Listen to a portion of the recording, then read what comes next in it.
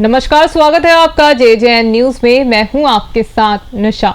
हल्द्वानी में बारिश की आफत के बाद अब हल्द्वानी के लोग पानी के लिए जूझ रहे हैं। आपको बता दें कि गौला नदी में सिल्ट की मात्रा बढ़ने से जल संस्थान के फिल्टर प्लांट की क्षमता 50% घट गई है, जिसके कारण पानी की कमी होने पर विभाग टैंकर से पानी आपूर्ति कर रहा है। इसके बाद भी लोगों को आवश्यकता के अनुसार पानी नहीं मिल पा रहा है। वहीं बताया जा रहा है कि गौला नदी में सिल्ट ज्यादा आने के कारण शीश महल और शीतला हाट फिल्टर प्लांट पूरी क्षमता से पानी फिल्टर नहीं कर पा रहा है। ऐसे में लोगों को पूरी क्षमता से पानी मिलना मुश्किल हो रहा है। इस दौरान जल संस्थान के AE नीरज तिवारी ने बताया कि रविवार शाम 6 बजे से शीश महल प्लांट को पानी मिलना शुरू हो गया है। पानी फिल्टर होने के बाद जल्द पानी आपूर्ति बहाल हो जाएगी। अभी के लिए इस खास खबर में सिर्फ इतना ही। बाकी की तमाम खबरों के लिए आप बने रहिए JJN न्यूज के साथ।